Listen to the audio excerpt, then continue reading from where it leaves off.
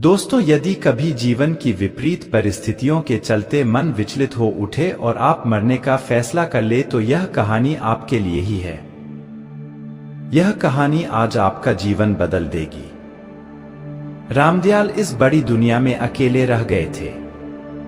उनकी पत्नी की मृत्यु हो गई। वह 2-4 दिन ही बीमार रही। मोहल्ले वाले उन्हें अस्पताल ले गए। उन्होंने ही भागदौड़ की। रामदयाल खुद बीमार थे। उनका लड़का मुंबई में रहता है। कई वर्षों से घर नहीं आया था। मां की मृत्यु का समाचार मिलने पर उसने जवाब भेज दिया, बहुत उलझा हुआ हूं, फुर्सत होने पर आऊंगा। पत्र पाने वाली रात रामदयाल तकिए में मुंह गड़ाकर कितना रोए, कहना कठिन है। उनकी खुद की उम्र 65 वर्ष हो गई थी। अब उन्हें हरदम लगता था जैसे दुनिया में उनके लिए कुछ भी शेष नहीं रहा है। पड़ोसियों ने उनका बहुत ख्याल रखा। हर समय कोई न कोई उनके पास मौजूद रहता। लेकिन फिर भी रामदयाल की उदासी बढ़ती गई। वह जितना सोचते, यह विश्वास पक्का होता जाता कि अब इस दुनिया में रहना बेकार है। और एक सुबह घूमने के लिए निकले तो फिर लौटे नहीं। उनके कदम शहर से बाहर की ओर चलते चले गए। एक बस आगे की तरफ जा रही थी। रामदयाल बस में बैठ गए। कई घंटे की यात्रा के बाद जब बस एक घने जंगल में से गुजर रही थी तो वह पेशाब करने के लिए नीचे उतरे और एक दिशा में बढ़ गए। थोड़ी देर बाद उन्होंने बस के भोंपू की आवाज सुनी। ड्राइवर उन्हें जल्दी करने को कह रहा था, लेकिन रामदयाल बाबू वहीं खड़े रहे। उन्होंने न लौटने का फैसला किया था। वह वन में खो जाना चाहते थे। उस घने जंगल में दिन में भी पेड़ों के नीचे हल्का अंधेरा था। हर तरफ सुनसान, पत्तों में साने साने हवा। रामदयाल बाबू को जैसे होश नहीं था। झाड़ियों में अटकते उलझते बढ़ रहे थे, पता नहीं किधर। धूप तेज हुई तो प्यास से गला सूखने लगा। अब वह एक ऊंचे कगार की ओर बढ़ रहे थे। आंखों के सामने एक दृश्य तैर रहा था। वह हवा में हाथ पैर मारते हुए नीचे घाटी की ओर गिरे जा रहे हैं। और फिर एकाएक उनके कदम रुक गए। जहां ढलान नीचे घाटी की ओर खुलता था, वहां 2 लकड़ियां लगाकर रास्ता बंद किया था। वहां मोटे मोटे अक्षरों में लिखा था, सावधान। रामदयाल बाबू ने इधर उधर देखा पर कोई नजर नहीं आया। उनकी समझ में न आया कि लोगों को सावधान रहने की बात किसने लिखी। उन्होंने जरा बढ़कर झांका तो देखा आगे गहरी खाई थी। वह पीछे हट आए, न जाने क्यों उनका मन कांप उठा। वह एक तरफ बैठ गए। कुछ देर पहले रामदयाल आत्महत्या के लिए तैयार थे, लेकिन अब कुछ कुछ डर लग रहा था। वह कुछ देर आंखें मूंदे बैठे रहे, फिर उठे। प्यास से गला खुश्क हो रहा था, लेकिन वहां भला पानी कहां मिलता। तभी उन्होंने देखा पास ही पत्थर की कुंडी में पानी भरा है। वहीं कुछ फल भी रखे दिखाई दिए। कुछ देर सोचते खड़े रहे, पिए या न पिए। फिर प्यास ने जोर मारा तो गटागट पानी पी गए। वहां रखे फल भी खा लिए। अब जाकर चित्त कुछ ठिकाने हुआ, लेकिन एक बात रह रहकर परेशान कर रही थी, यह सब किसने किया है? यहां तो कोई नजर नहीं आता। कौन है वह?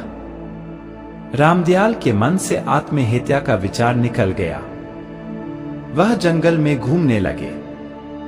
जगह जगह उन्होंने सावधान लिखा देखा। कई पेड़ों पर जहरीले फल भी लिखा था। उन्होंने पाया कि अगर वह सब न लिखा होता तो कोई भी गिरकर अपने प्राण गंवा सकता था। घास में छिपे हुए गहरे गड्ढे, खतरनाक मोड़, जहरीले फलस्प के बारे में सावधान किया गया था। अब तक दोपहर ढल चुकी थी।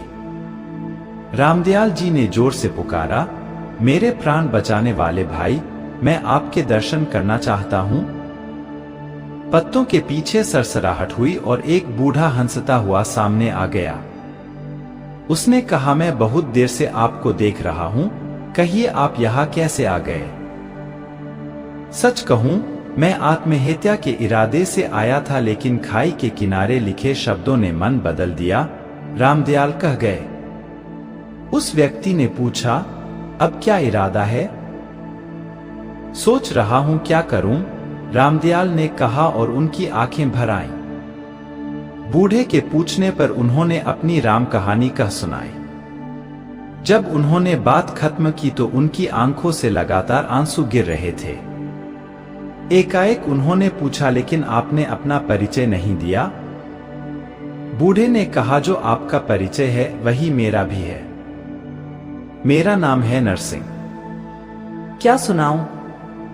अनेक वर्ष हो गए। एक दिन मैं अपने बेटे के साथ इस जंगल से गुजर रहा था। तभी बेटा घास में छिपे गहरे गड्ढे में गिर गया। वह इतना नीचे गिरा था कि मैं वहां पहुंच भी नहीं सकता था।